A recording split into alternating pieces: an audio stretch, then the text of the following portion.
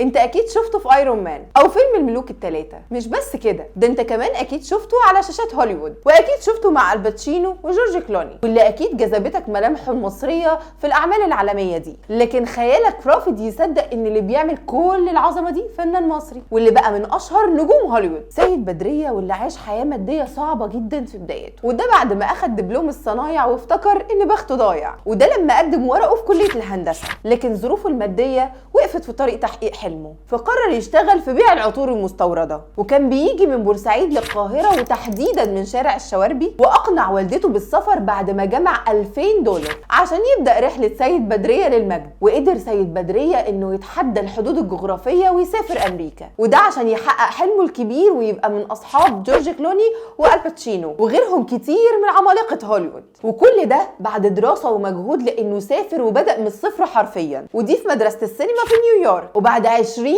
سنه من الكفاح شارك سيد بدريه في 60 عمل سينمائي، وده قبل ما يتجه لمجال الاخراج، وبرضه بداها من الصفر، وبقى مساعد مخرج في كتير من افلام امريكا، واللي اخد فيها جوائز عالميه من مهرجان دبي وكمان مهرجان نيويورك. وعلى نفس طريقه محمد صلاح سجد سيد بدريه بعد ما اخد افضل جايزه لفيلم قصير. تعرف كمان ان الهضبه من اقرب الناس لسيد بدريه، وتربوا مع بعض في بورسعيد. ده حتى مخرج فيلم تايتانيك ما سلمش من عادات المصريين، وده اللي لسه عايش فيها سيد بدريه لحد دلوقتي، لدرجه انه حبب مخرج تايتانيك جيمس كاميرون في محشي الكرنب والملوخيه. الحقيقه كمان انه سيد بدريه ما نسيش كمان بلده ولا نسي انه عربي، وبدا يناقش القضايا العربيه في افلامه في هوليوود، زي فيلمه البوصله والساعه، واللي بيناقش فيها معاناه المسلمين في الغرب. وبعد قصه النجاح الكبيره دي، سيد بدريه شايف انه شخص بسيط وخارج من حواري بورسعيد، وسافر امريكا عشان يحقق حلمه ويدخل بوابه السينما العالميه في هوليوود من اوسع ابوابها. وكمان شايف ان مشواره ده يتعمل قصه فيلم روائي اسمه حكايه ابن الحاره اللي خرج الى العالميه، وده مصري من المصريين اللي مش معروفين بالنسبه للمصريين.